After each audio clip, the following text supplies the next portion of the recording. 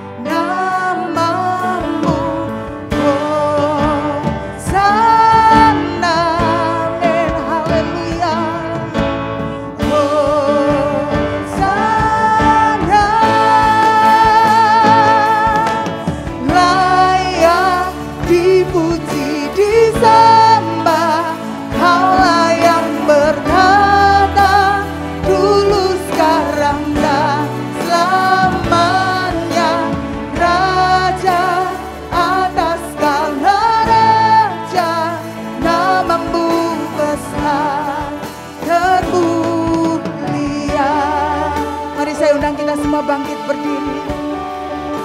Amin, haleluya. Terima kasih. Alam semesta melukiskan kebesaran Tuhan, bumi dan surga menyanyikan kemuliaan nama-Mu. Hosana, Hosana, Hosana.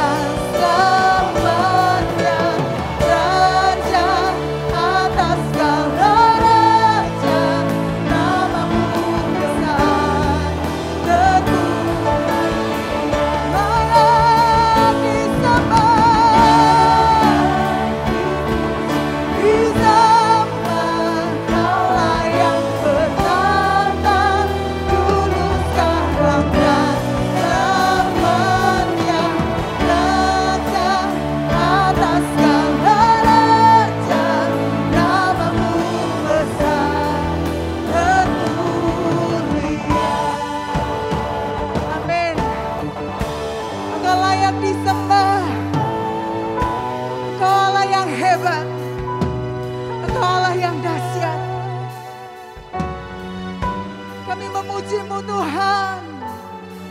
Kami angkat tangan kami untuk menyembah-Mu Yesus. Amin. Haleluya. Haleluya.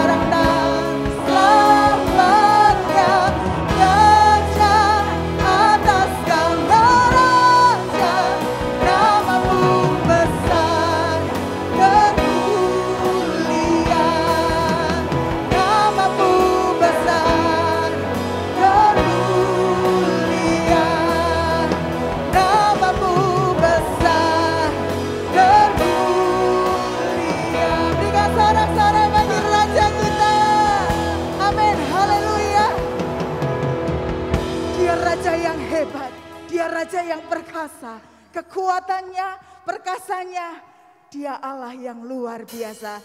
Amin, haleluya.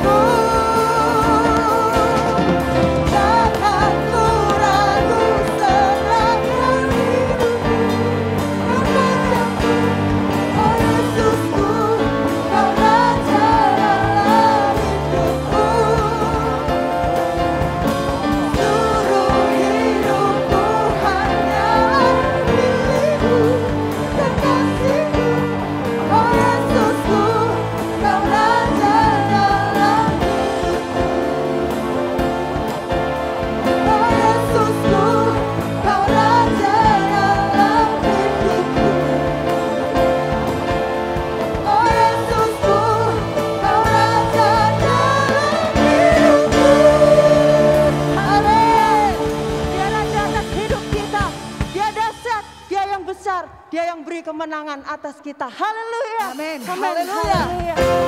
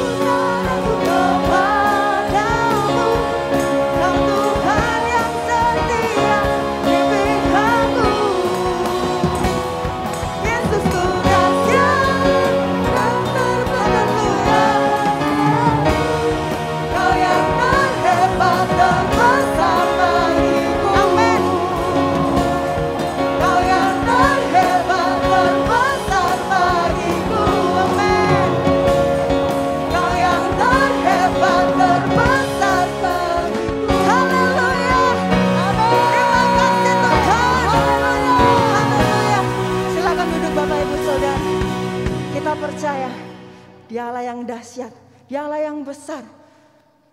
Itu yang memberkati kita semua, menyertai kita sampai hari ini. Haleluya. Mari kita mau rasakan lebih lagi kasih Tuhan dalam kehidupan kita. Kita mau ingat dalam keadaan apapun punya Tuhan yang besar, yang jadi penolong dan penopangku. Amin. Haleluya.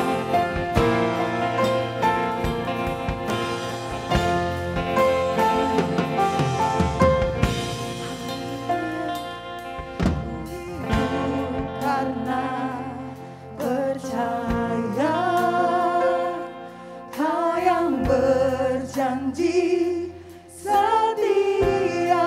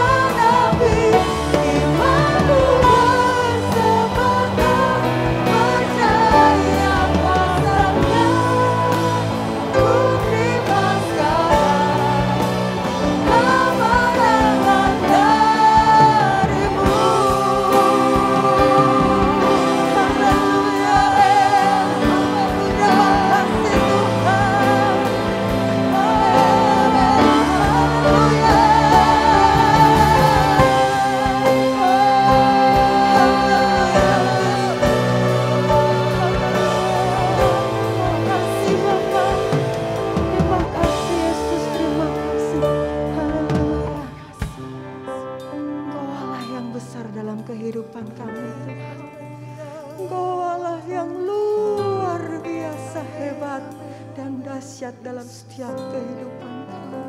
Kami bersyukur Tuhan memiliki Bapa seperti Engkau. Kami bersyukur Tuhan dalam genggaman tangan-Mu. Kami bersyukur kami dalam hidup beri kemenangan di dalam Engkau Tuhan. Terima kasih Tuhan, terima kasih. Sebentar Bapa, kami mau beri hati yang terbaik untuk dengar firman-Mu. Biar berkat firman-Mu itu Tuhan yang selalu mengingatkan kami atas kasih setia-Mu, atas janji-Mu, pengharapan-Mu, pertolongan-Mu dalam setiap kehidupan kami. Terima kasih Tuhan, terima kasih Kau memberkati hamba-Mu yang akan sampaikan firman-Mu. Biar apa yang disampaikan benar-benar isi hati-Mu tertanam dalam hati kami. Berbuah manis untuk hormat kemuliaan nama-Mu. Haleluya, haleluya. Kami siapkan dalam nama Tuhan Yesus Kristus. Amin.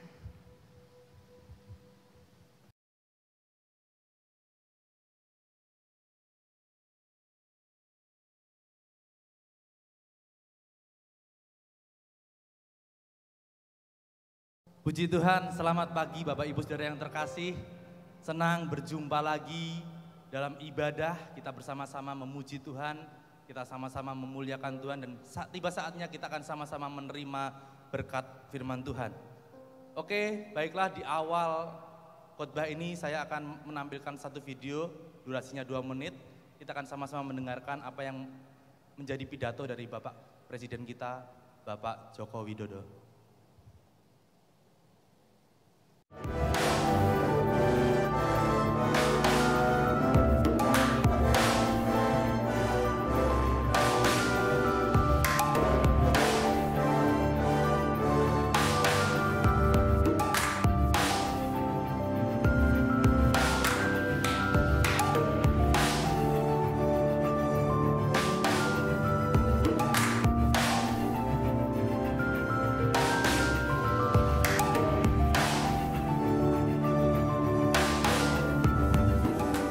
Krisis finansial, baru saja sebuah negara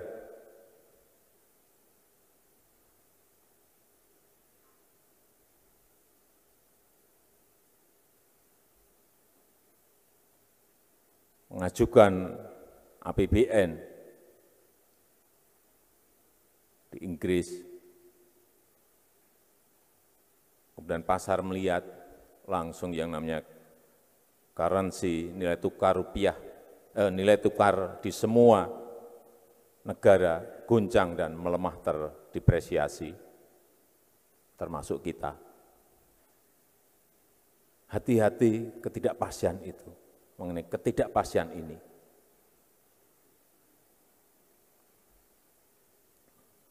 Dan tiap hari kita selalu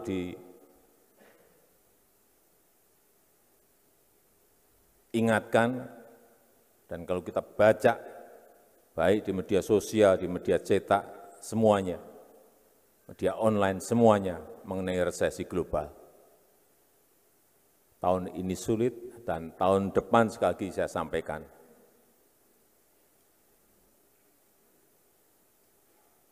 akan gelap. Dan kita enggak tahu badai besarnya seperti apa. Sekuat apa enggak bisa dikalkulasi. Oke,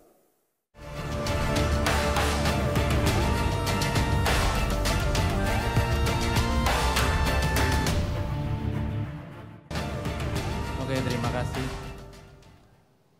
Barusan kita mendengar video yang diupload oleh CNN, dan ini adalah pidato Jokowi, Bapak Jokowi yang kira-kira dipidatokan di akhir bulan September kemarin. Jadi masih fresh. Kurang lebih 2-3 minggu kemarin kita baru mendengar berita ini dan mulai viral di mana-mana. Dan kita mungkin sering melihat di media sosial, kita mendengar bahwa saat ini terjadi banyak tekanan khususnya di ekonomi seperti itu. Dunia sedang menghadapi sebuah kengerian yang besar, bukan hanya Indonesia, Dunia sedang menghadapi masalah yang sama, kengerian yang besar. Kalau saya melihat berita di Inggris bahkan biaya listrik sudah naik 6 kali lipat.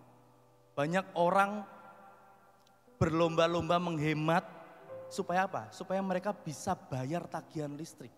Itu di Inggris seperti itu. Dunia sedang menghadapi satu kengerian yaitu resesi global. Dan krisis ini mulai merajalela di dunia. Kalau ini benar-benar terjadi, dampaknya akan besar dan merata untuk dunia, bukan hanya untuk Indonesia atau negara tertentu.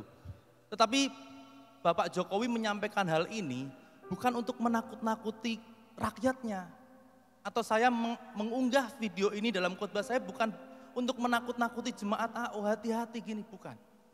Ini membuat kita lebih waspada. Kalau kita ngerti, pakar-pakar ekonomi melihat situasi ekonomi seperti apa, kita menjadi lebih melek. Kadang kita nggak sadar, karena kita hanya berkutat dengan kehidupan kita sehari-hari. Tetapi dunia melihat sesuatu yang lebih besar, dan pakar-pakar ekonomi menilai ini sebagai sesuatu yang dikatakan Pak Jokowi mungkin 2023 gelap. Nggak ngerti kengeriannya seperti apa. Nah, sekarang kita mau lihat ayat firman Tuhan. Ya.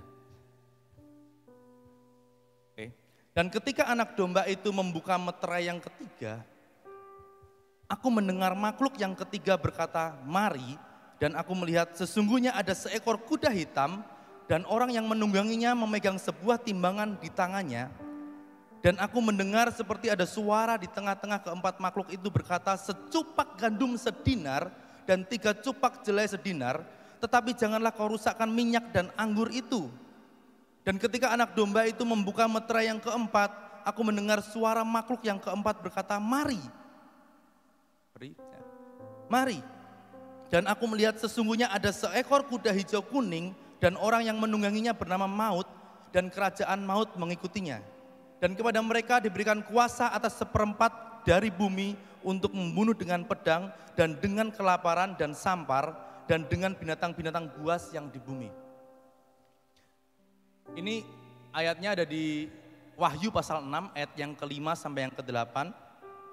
Kalau kita melihat di ayat yang ke-6 dikatakan secupak gandum sedinar. Itu artinya akan ada harga-harga yang menjadi melambung tinggi. Secupak gandum sedinar gitu kan ya, 3 cupak jelai sedinar. Sedinar itu upah orang bekerja dalam 1 hari. Bekerja 1 hari hanya bisa untuk membeli secupak gandum. Makanan saja, seperti itu.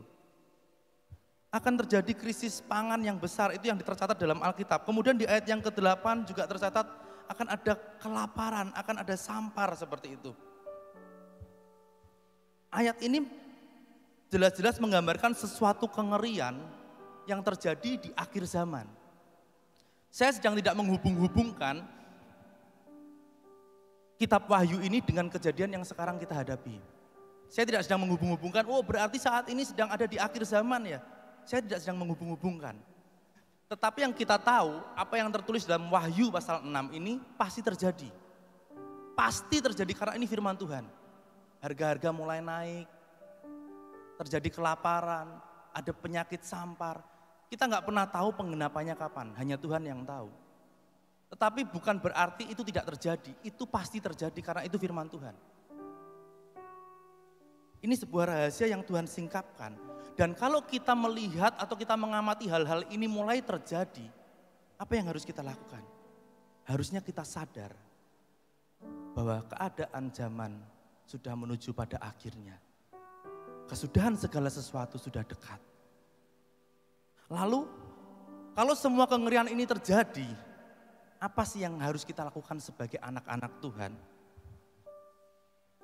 Next, bisa dibantu, saya nggak nyampe ini. Oke. Yang harus kita lakukan adalah survive.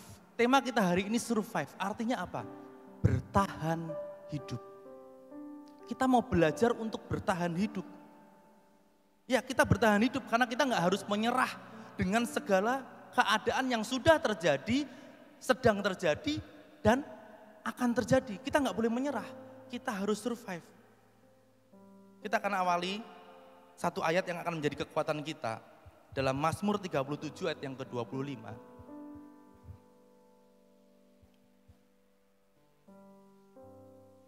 Dahulu aku muda, sekarang telah menjadi tua, tetapi tidak pernah kulihat orang benar ditinggalkan atau anak cucunya meminta-minta roti.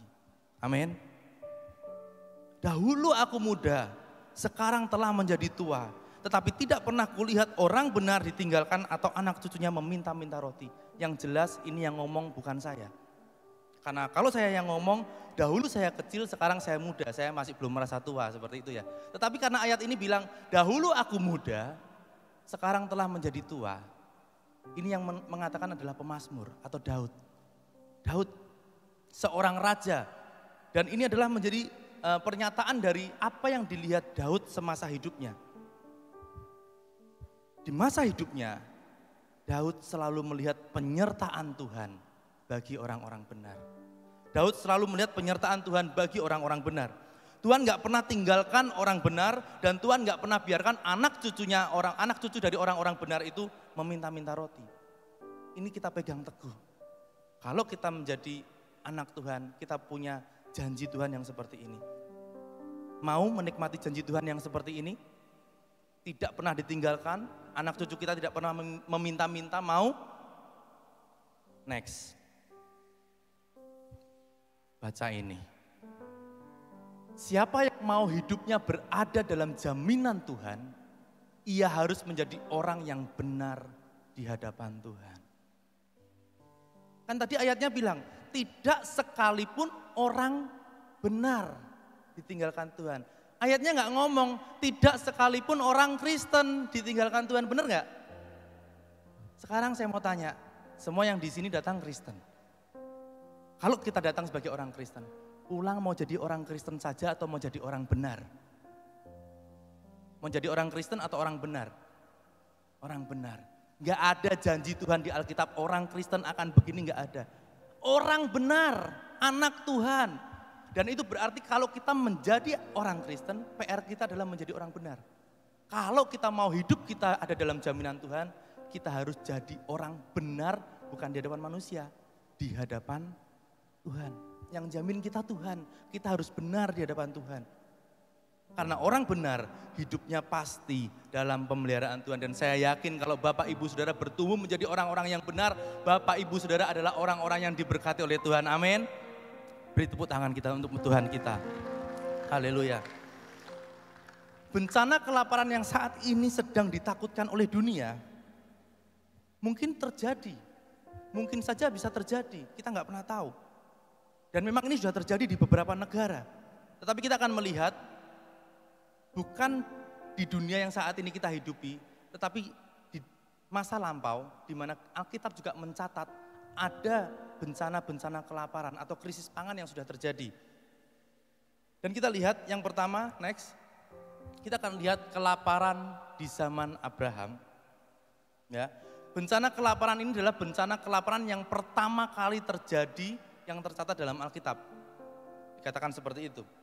Kita lihat kisahnya dalam Kejadian 12 ayat yang ke-9 sampai yang ke-10.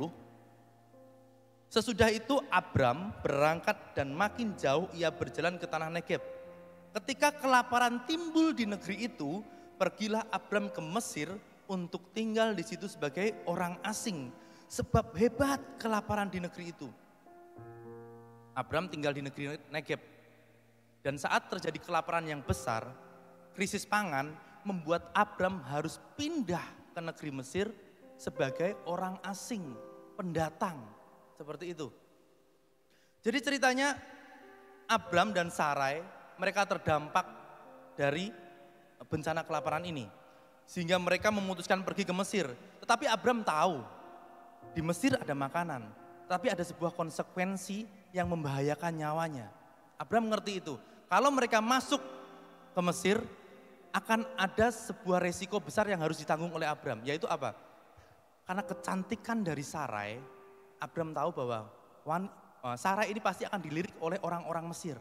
Dan kalau orang-orang Mesir ini tertarik sama Sarai, maka orang-orang Mesir ini akan dengan mudah menghabisi Abram. Sehingga Abram bersekongkol dengan Sarai. Istriku, bukan aku nggak cinta sama kamu, tapi kita sama-sama kelaparan. Kalau kita nggak masuk ke negeri Mesir, kita akan mati kelaparan. Tapi kalau kita sama-sama masuk ke negeri Mesir, dan mereka tahu kamu adalah istriku, aku akan mati di tangan mereka. Sehingga mereka memutuskan masuk ke negeri Mesir sebagai seorang kakak dan adik. Ini bukan karena Abram gak cinta sama Sarai. Ini karena kepepet. Ada resiko yang besar dan ini menunjukkan, bukan berarti itu diperbolehkan ya. Tetapi ini menunjukkan bahwa kengerian kelaparan itu begitu besar. Yang dihadapi oleh Abram dan Sarai begitu besar. Kalau nggak masuk mati, masuk juga mati. Abram seperti itu. Ada sebuah pilihan yang membuat Abram dilema. Nah, padahal kalau kita ingat saat Allah memanggil Abram, apa yang Allah janjikan? Pergilah dari tanahmu, pergilah ke tanah yang kujanjikan. Aku akan menjadikan engkau bapa segala bangsa, aku akan memberkati engkau. Mungkin kalau kita yang jadi Abram, kita bisa aja berpikir, Tuhan bener gak sih janjimu? Tuhan ingat tuh janjimu hari ini, jangan-jangan engkau lupa. Itu kalau kita jadi Abram kita nagih itu. Tapi Abram tidak nagih. Saya yakin Abram gak nagih karena dia dipanggil, disebut sebagai bapa orang percaya. Kita akan lihat kisah selanjutnya dalam Kejadian 12 ayat yang ke-16 sampai yang ke-17. Firaun menyambut Abram dengan baik-baik karena ia mengingini perempuan itu, maksudnya Sarai. Dan Abram mendapat kambing domba, lembu sapi, keledai jantan, budak laki-laki dan perempuan, keledai betina dan unta. Tetapi Tuhan menimpakan tulah yang hebat kepada Firaun, demikian juga kepada seisi istananya karena Sarai istri Abram itu. Kita lihat saat Abram dan Sarai masuk, wah Firaun tertarik sama Sarai.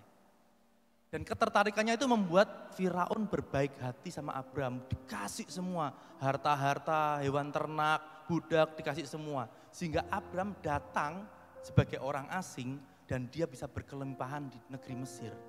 Seperti itu. Tetapi Tuhan gak diem saja, bukan berarti tukar tambah dengan istrinya enggak. Kita lihat ayat yang ke-17, Tuhan menimpakan tulah yang hebat kepada Firaun.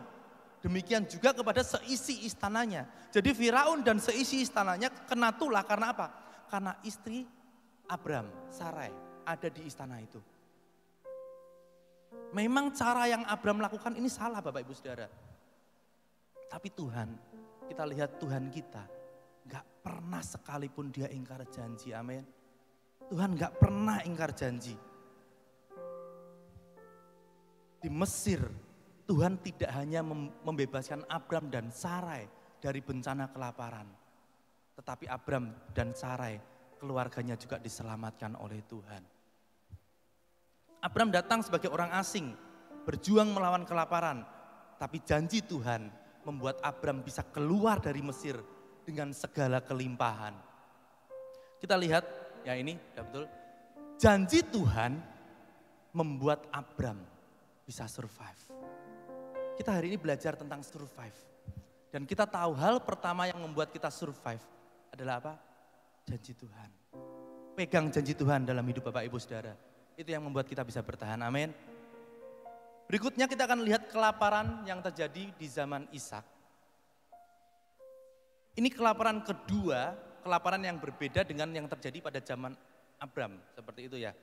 Tetapi baik Abram maupun Ishak, Ishak ini anaknya, Abram maupun Ishak sama-sama mengalami bencana kelaparan. Kita lihat kisahnya dalam Kejadian pasal 26 ayat 1 sampai 2. Maka timbullah kelaparan di negeri itu. Ini bukan kelaparan yang pertama yang telah terjadi dalam zaman Abraham. Sebab itu Ishak pergi ke Gerar kepada Abimelek, raja orang Filistin. Lalu Tuhan menampakkan diri kepadanya serta berfirman, janganlah pergi ke Mesir, diamlah di negeri yang akan kukatakan kepadamu. Jadi ceritanya Ishak, ya mirip-mirip lah dengan Abraham ayahnya, sama-sama mengalami bencana kelaparan. Abraham dan Sarai istrinya, Ishak dan Ribka juga istrinya.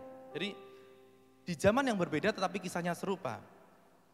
Ishak dan Ribka istrinya pun harus mengalami bencana kelaparan. Dan mereka juga mengungsi ke negeri orang lain sebagai orang asing. Kalau Abraham dan Sarai mengungsi ke negeri Mesir, bangsa Mesir, kali ini Tuhan melarang Ishak dan Ribka untuk ada di negeri Mesir. Enggak boleh pergi ke Mesir, disuruh pergi ke Gerar. Pergi aja ke Gerar, di situ negeri yang aku tunjukkan untukmu. Dan Ishak nurut. Dia enggak bilang dari pengalaman papahnya, kalau pengalaman papaku nih, kelaparan, lari ke Mesir selamat. Dan orang tahu kalau aku anaknya Abraham pasti mereka akan segan. Ishak enggak berpikir seperti itu. Ishak nurut sama Tuhan, pergi ke Gerar. Dia pergi ke Gerar, enggak ngikutin jejak ayahnya, tapi ngikutin jejak Tuhan. Kita lihat kisah selanjutnya bagaimana Allah memelihara Ishak dalam Kejadian 26 ayat yang ke-12 sampai yang ke-15. Maka menaburlah Ishak di tanah itu dan dalam tahun itu juga ia mendapat hasil 100 kali lipat sebab ia diberkati Tuhan. Dan orang itu menjadi kaya, bahkan kian kaya, sehingga ia menjadi sangat kaya. Ia mempunyai kumpulan kambing, domba, dan lembu sapi, serta banyak anak buah, sehingga orang Filistin itu cemburu kepadanya.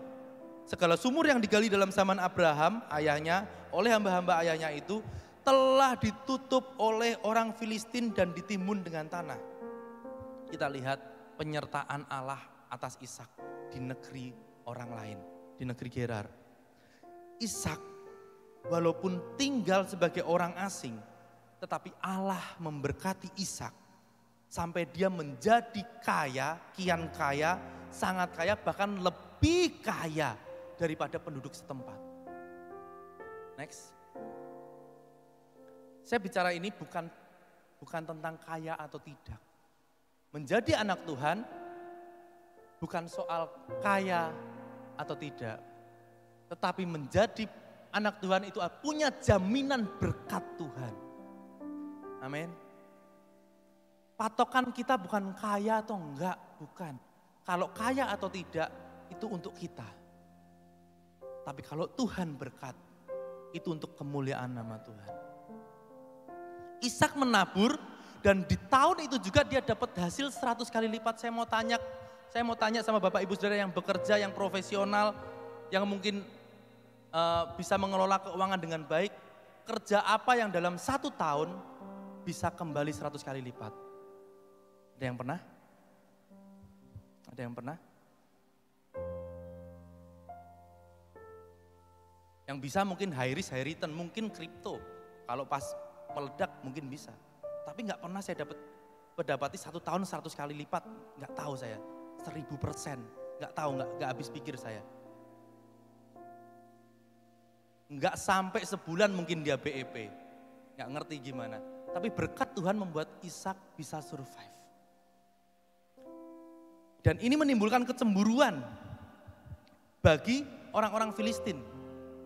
Ada kecemburuan dari orang-orang Filistin saat melihat orang asing ini diberkati. Siapa sih ini? Kok jadi kaya banget? Kok jadi semakin berkuasa? Udah keluar aja dari tanah ini. Sumur-sumurnya yang selama ini dipakai untuk memberi makan minum hewan ternaknya ditutup semua. Sumur-sumur itu berkat Tuhan. Dan manusia atau orang Filistin ini, orang-orang Gerar berusaha menutup sumur-sumur itu. Tapi lihat, kalau Bapak Ibu Saudara baca di kisah-kisah selanjutnya, Bapak Ibu Saudara akan menemukan sumur ini ditutup, Tuhan bukakan sumur lain. Sumur berikutnya ditutup, Tuhan bukakan lagi sumur lain. Ini ada pertengkaran, pergi lagi dia ngalah, dibukakan sumur lain yang namanya Rehobot. Di situ nggak ada pertengkaran. Indah sekali. Di sini kita melihat, walaupun manusia berusaha menutup berkat kita, Tuhan nggak kekurangan cara untuk membuka berkat bagi kita. Amin. Tepuk tangan untuk Tuhan kita.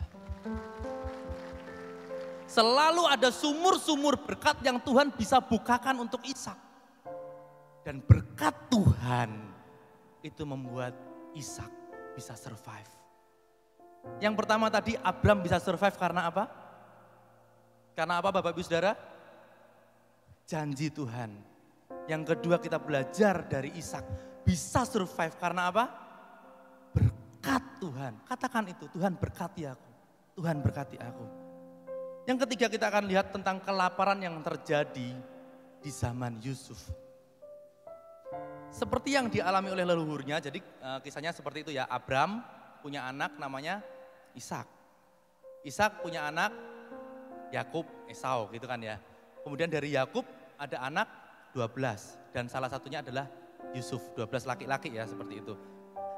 12 laki-laki dan salah satunya adalah Yusuf seperti itu. Jadi Abraham, Ishak, Yakub, Yusuf semua mengalami situasi yang sama, yaitu apa? Bencana kelaparan. Jadi pada saat Yusuf ini kisahnya barengan dengan Yakub. Jadi saat Yusuf lapar itu Yakub juga masih hidup seperti itu ya. Tetapi karena kisah ini lebih fokus kepada Yusuf, makanya saya angkat kelaparan di zaman Yusuf. Kita lihat kisah ini bermula dari mimpi Firaun. Jadi Firaun punya 2 mimpi yang aneh dan dia mulai menceritakan kepada Yusuf. Belum sampai di sini. Ya, terima kasih. Jadi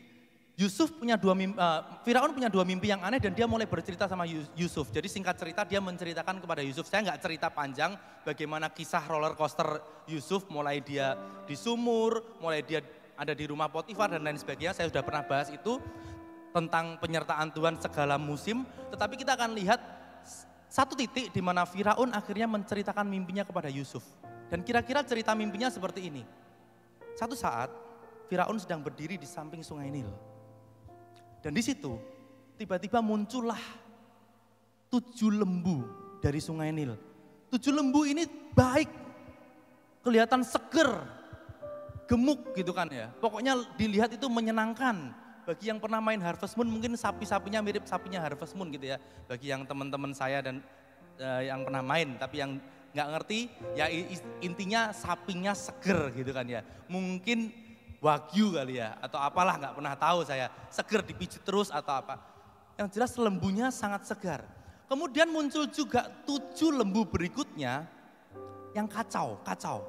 Dilihat gak enak, kurus kering, kulitnya kusam, gak pakai skincare, dan juga buruk rupa. Dan tiba-tiba saja 7 lembu yang buruk rupa ini makan 7 lembu yang bagus, yang baik, yang seger. Logikanya kalau lembu yang kurus makan, dia jadi kenyang, dia jadi gemuk.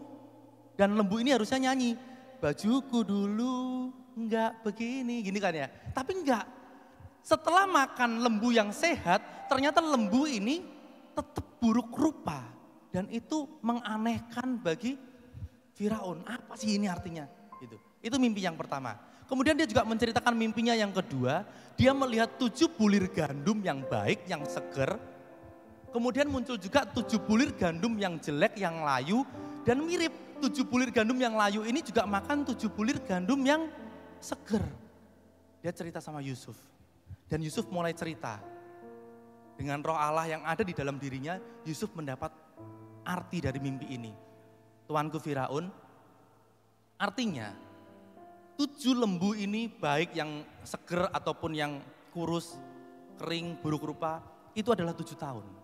Demikian juga dengan bulir gandum, yang baik maupun yang kurus, yang layu ini semua bicara tentang 7 tahun. Sedangkan kalau kita melihat lembu yang baik dan gandum yang baik, itu bicara 7 tahun kelimpahan yang akan terjadi di tanah Mesir. Sedangkan 7 lembu yang buruk rupa dan 7 bulir gandum yang buruk ini, yang layu, itu sedang berbicara tentang 7 tahun kelaparan yang akan terjadi di tanah Mesir yang begitu dahsyat, yang gak pernah terjadi, sehingga saat kelaparan itu selesai, seolah-olah kelimpahan 7 tahun sebelumnya itu gak pernah ada. Habis bersih, ngeri banget. Itu kira-kira mimpi dari Firaun dan bagaimana Yusuf mendapat pengertian dari roh Allah untuk mengartikannya. Yusuf menjelaskan akan ada 7 kelimpahan yang kemudian diikuti oleh 7 tahun kelaparan yang dahsyat.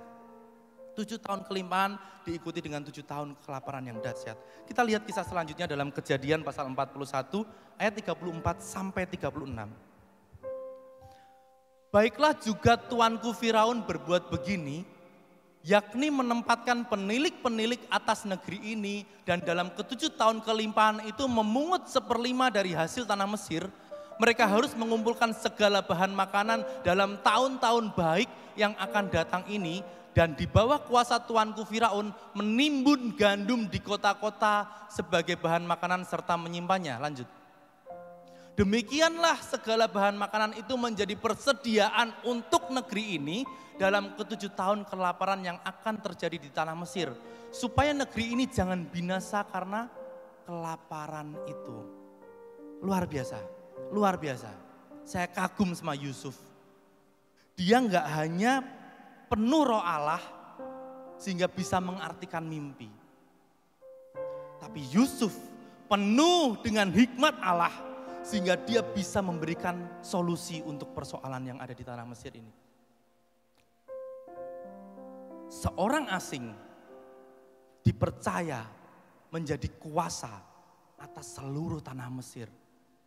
Gak ada yang lebih bagus dari Yusuf. Yang lebih mahal banyak, gitu ya. Gak ada yang lebih bagus dari Yusuf. Yusuf terpilih dari sekian banyak orang-orang di Mesir untuk mengelola bangsa Mesir. Sehingga mereka tidak binasa karena kelaparan itu. Yusuf berhasil mengatur segala sesuatu dengan baik. Kita lihat keadaan Mesir setelah alami 7 tahun kelaparan. Dalam Kejadian pasal 41 ayat 53 sampai 54. Ini lanjutannya. Setelah lewat ke-7 tahun kelimpahan yang ada di tanah Mesir itu, mulailah datang 7 tahun kelaparan seperti yang telah dikatakan Yusuf. Dalam segala negeri ada kelaparan. Tetapi di seluruh negeri Mesir ada apa?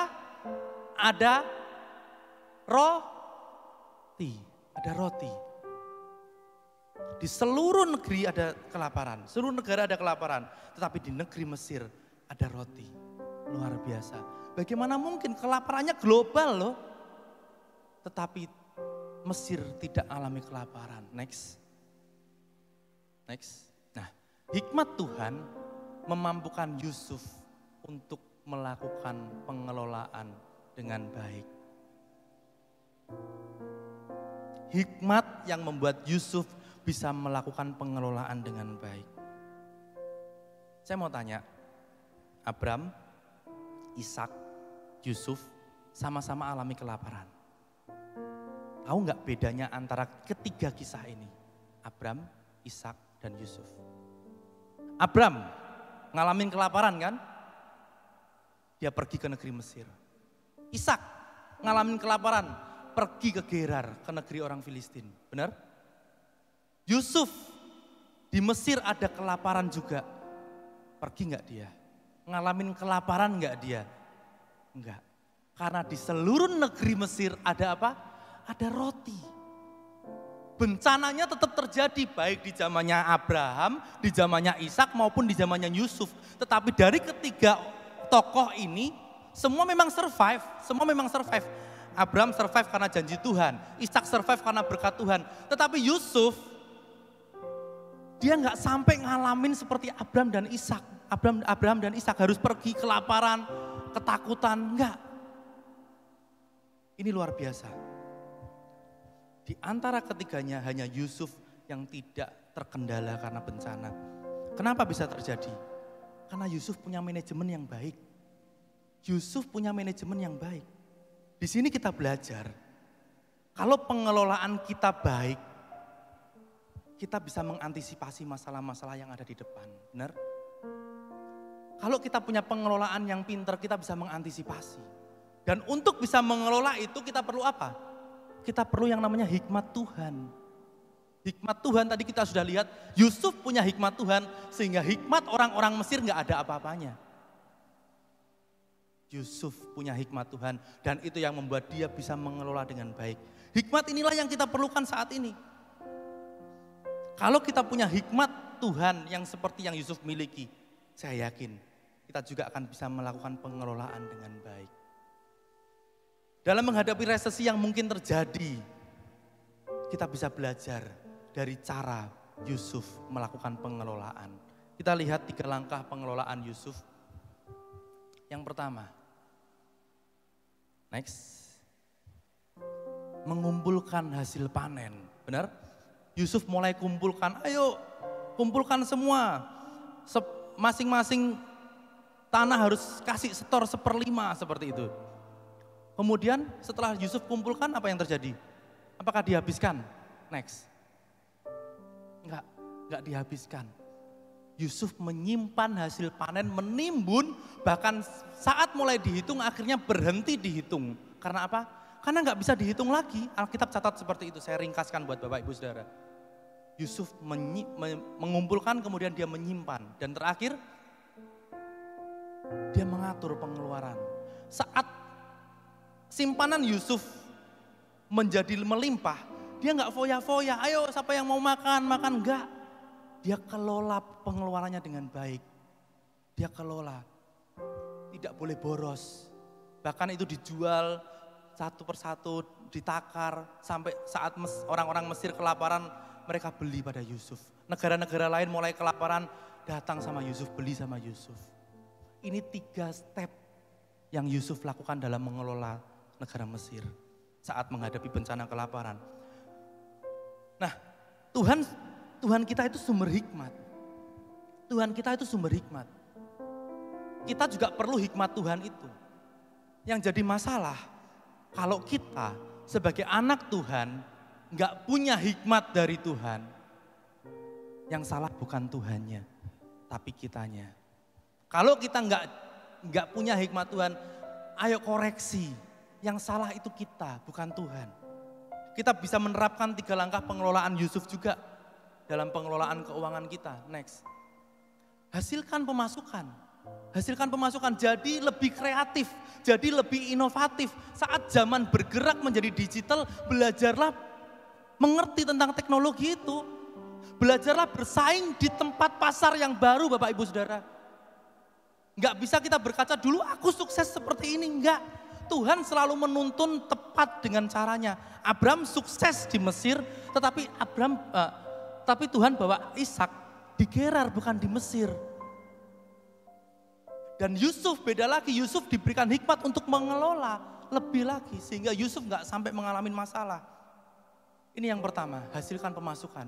Yang kedua, kelola keuanganmu. Kelola. Harus ada saving seperti itu. Saving. Untuk dana darurat bisa 3 atau 6 bulan dan lain sebagainya. Kita belajar di YouTube sangat banyak bagaimana kita bisa belajar membangun keekonomian kita. Simpan dana darurat. Bagaimana mau menyimpan dana darurat? Pemasukan aja kurang. Kalau pemasukan kita sejumlah X, sedangkan pengeluaran kita lebih besar, kita nggak akan bisa menekan pengeluaran. Pengeluaran itu akan selalu ada. Yang harus kita lakukan adalah tambah income-mu. Minta Tuhan kasih hikmat, Tuhan aku harus bekerja sebagai apa lagi? Aku harus menghasilkan uang seperti apa lagi? Aku tahu aku diberkati Tuhan, aku tahu ada janji Tuhan, aku tahu hikmat Tuhan menyertai aku. Kasih Tuhan, kasih aku pengetahuan supaya aku bisa lebih produktif lagi. Itu yang harus kita lakukan, sehingga kita bisa saving untuk diri kita. Dan next, yang terakhir, awasi pengeluaran kita. Jangan buang untuk hal-hal yang gak pakai. Jangan buang untuk hal-hal yang sekedar gengsi kita, bukan. Sesuaikan pengeluaranmu dengan apa yang sedang kamu terima saat ini. Jangan dengan standar orang lain. Itu yang akan membuat kita bisa sukses, bisa survive seperti Yusuf. Kita kelola di awal sehingga saat terjadi sesuatu di depan kita udah siap. Belajar. Hikmat Tuhan membuat Yusuf bisa survive. Ya. Ada 3 hal, yang pertama berkat Tuhan itu membuat Abraham sukses, survive. Kemudian janji Tuhan membuat Ishak survive. Dan yang ketiga, hikmat Tuhan membuat Yusuf survive. Di bagian terakhir saya akan ajak Bapak Ibu Saudara untuk belajar dari semut. Semut ini kecil, seringkali kita remehkan, tetapi Alkitab mencatat. Dalam Amsal pasal 6 ayat yang ke-6 sampai yang ke-8, hai pemalas, pergilah kepada semut, perhatikanlah lakunya dan jadilah bijak. Biarpun tidak ada pemimpinnya, pengaturnya atau penguasanya, ia menyediakan rotinya di musim panas dan mengumpulkan makanannya pada waktu panen. Kenapa kita harus belajar kepada semut? Ternyata semut punya sisi positif yang bisa kita lihat. Semut tahu bahwa dia harus menyediakan roti pada musim panas. Harus mengumpulkan makanan pada waktu panen. Kenapa? Karena saat hujan tiba, gak ada kesempatan bagi si semut itu untuk kumpulin panen. Gak ada. Dia harus bersembunyi di sarangnya, dia bangun, sehingga dia tinggal menikmati makanannya. Bandingkan dengan ayat ini, Amsal 10 ayat yang kelima. Siapa mengumpulkan pada musim panas, ia berakal budi, ada hikmat di situ. Tetapi siapa tidur pada waktu panen membuat malu. Ini seorang pemalas yang tidur pada saat panen. Bagaimana orang bisa tidur saat panen? Orang ini juga tidur pada saat menabur, benar? Orang yang tidur saat panen adalah orang yang menabur saat tidur juga pada saat menabur. Kalau nggak menabur dia nggak menuai. Tetapi orang yang menabur nggak tidur, dia juga akan panen, dia akan sibuk dengan panennya. Dan orang yang mengumpulkan makanan pada musim panas, itu adalah orang-orang yang punya hikmat Tuhan. Mungkin saja keadaan buruk bisa terjadi di hari-hari ke depan. Kita nggak pernah tahu parahnya bakal seperti apa. Ini bukan untuk menakut-nakuti. Tapi saya menyampaikan hal ini untuk kita tahu bahwa sebagai anak Tuhan ada jaminan untuk kita bisa survive. Kalau kita punya berkat Tuhan, janji Tuhan dan hikmat Tuhan. Next.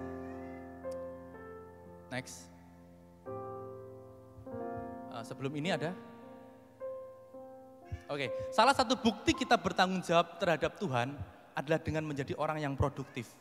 Ini saya tambahkan, kita bisa menjadi orang yang bertanggung jawab kalau kita produktif. Jadi kalau kita nggak produktif sama diri kita, itu artinya saat kita diberi hidup sama Tuhan, kita sembarangan. Dan kita nggak bertanggung jawab sama Tuhan loh. Next lagi. Ya. Ini yang membuat kita bisa survive. Hal-hal ini harus kita perhatikan. Yang pertama adalah janji Tuhan.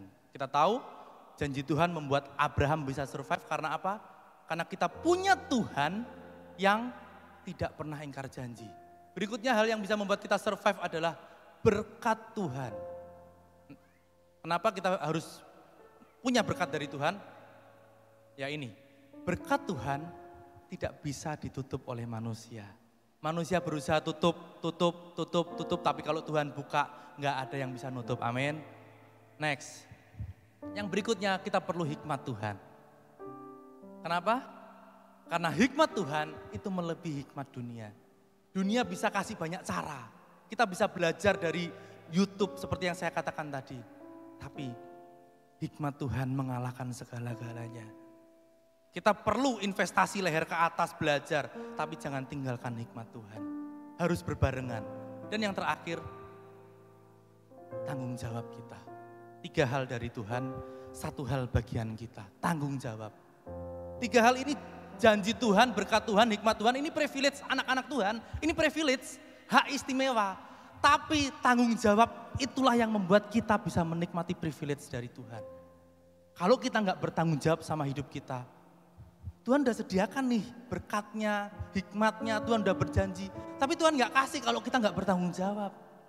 Ingat hamba yang punya 1 talenta yang cuma dikubur, Tuhan gak tambahkan apa-apa. Tuhan cari orang yang mau bekerja, Tuhan cari orang-orang yang bertanggung jawab. Slide terakhir, pegang ini. Kita baca sama-sama, 1, 2, 3. Jangan takut, tidak sekalipun orang benar ditinggalkan oleh Tuhan. Amin. Tepuk tangan yang paling meriah untuk Tuhan kita. Dari sini kita ngerti, kalau di depan ada bencana yang besar, kalau mungkin di depan ada kengerian yang besar, kita nggak sedang berjalan sendiri. Ada Tuhan yang menyertai engkau, ada Tuhan yang sanggup memberkati engkau, ada Tuhan yang sudah mempunyai janjinya yang tidak pernah Dia ingkari, ada Tuhan yang memberikan hikmat. Dan itu akan membuat kita bisa survive. Haleluya, Yesus.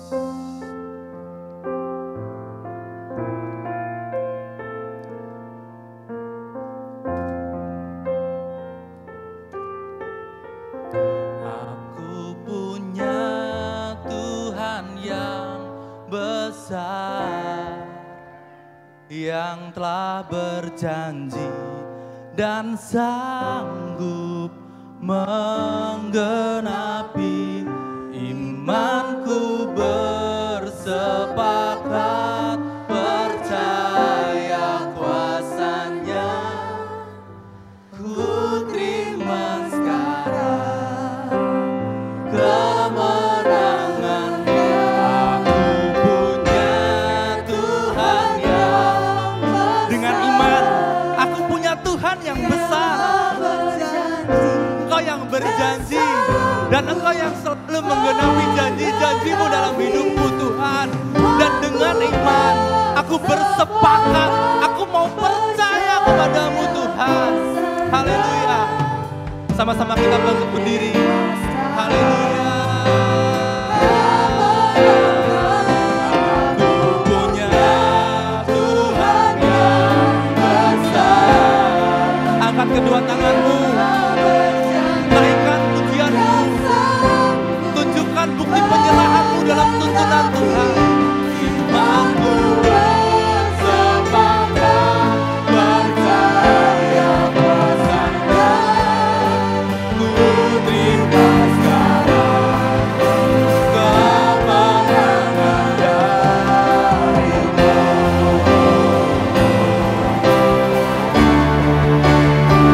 Aku punya Tuhan yang besar. Amin, amin, amin, amin. Masalah boleh datang, masalah boleh menimpa, tapi lihat siapa yang menyertai engkau. Lihat ada Allah yang memenuhi janji-janjinya. Amin, amin, haleluya.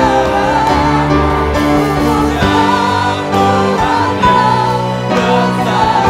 Jangan pernah takut, jangan pernah takut. Seperti Daud berkata, gadamu dan tongkatmu itu yang menyertai aku. Lembah sekelam apapun, kita akan berjalan bersama Tuhan dan kita akan menjadi seorang pemenang. Terima kasih, terima kasih. Haleluya.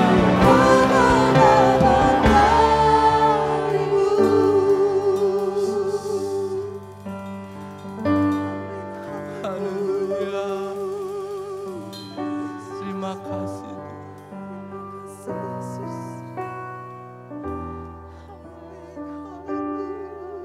Kalau kita kenal siapa Tuhan kita akan percaya bahwa kita akan menjadi orang-orang yang sanggup bertahan hidup.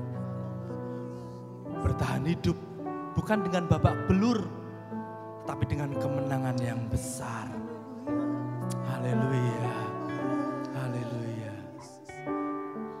Yesus pegang erat tanganku, ku tak dapat hidup di luar kasih-Mu. Bapa, jangan tinggalkan aku, Engkau alasan selama ku hidup. Yesus pegang erat tanganku, ku tak hidup di luar kasih-Mu. Bapa, jangan tinggalkan aku, Engkau alasan selama ku hidup. Yesus pegang. Saya serahkan kepada Bapak Gembala.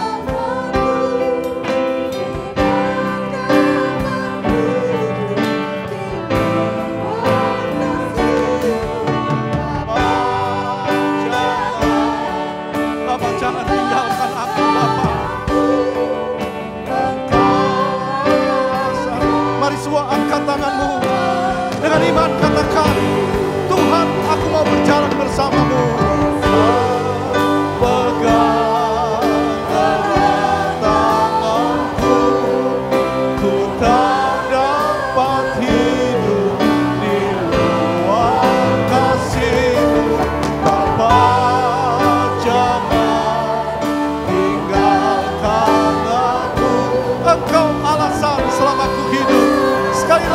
kita datang kepada Tuhan dengan iman.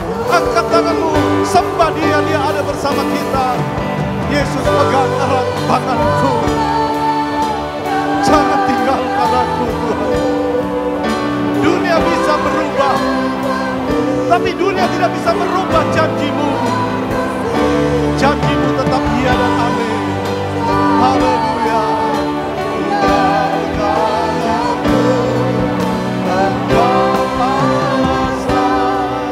Engkau alasan selama ku hidup. Engkau alasan kenapa aku hidup, karena Engkau alasan selamat. Mari tepuk tangan bagi Dia, tepuk tangan bagi Tuhan. Terima kasih Tuhan, terima kasih. Engkau luar biasa bagi kami. Engkau luar biasa, Engkau dahsyat bagi kami. Dunia bisa berubah, dunia bisa berubah, tapi dunia tidak mampu merubah janji-Mu. Janji-Mu ya dan amin Tuhan. Kami mau pegang janji-Mu. Abraham terus pegang janji-Mu. Dan dia bisa bertahan karena janji-Mu. Ishak terima berkat-Mu. Ishak bisa bertahan karena berkat-Mu. Yusuf bisa bertahan karena firman-Mu. Dia mampu, dia berhikmat. Dia bisa mengelola berkat ini. Tuhan berkati Abraham untuk menjadi berkat. Tuhan berkati kami untuk jadi berkat. Kami yakin kalau di Mesir ada roti, di anak-anak Tuhan ada berkat. Orang benar tidak akan kekurangan berkat. Tidak akan meminta-minta roti. Dunia bisa berubah, tapi janji-Mu tetap iya dan amin. Dunia tidak bisa merubah janji-Mu. Janji-Mu tetap kekal selama-lamanya. Kami sudah menerima firman-Mu Tuhan. Engkau beri kami hikmat. Engkau ingin kami survive. Engkau ingin kami bisa bertahan hidup. Bukan cuma secara jasmani, tapi juga secara rohani. Kami mau setia kepadamu, berkati umat-Mu. Engkau melihat tangan-tangan yang terangkat, hati-hati yang terbuka bagi Engkau. Kami yakin Engkau ada bersama dengan kami, sebab Engkau Jehovah Yireh ya Tuhan. Engkau mampu mengadakan, Engkau Alfa dan Omega. Kami yakin Engkau yang awal dan akhir itu tetap menyertai kami. Seperti sabda-Mu berkata, aku menyertai kamu sampai kesudahan alam. Terima kasih Tuhan, terima kasih. Kami percaya kalau sebentar kami tinggalkan tempat ini, kami punya Tuhan yang besar, yang terus memberikan kami hikmat, akal budi. Terpujilah Engkau selama-lamanya. Terima kasih Bapa, terima kasih. Sekarang saudaraku yang dikasih Kristus, kita pulang dengan bawa berkat Allah Bapa, kasih sayang Yesus Kristus, dan persekutuan di dalam Roh Kudus, yaitu di dalam nama Tuhan Yesus Kristus hari ini sampai Maranatha, Tuhan datang yang kedua kali. Semua yang percaya katakan amin. Tuhan berkati.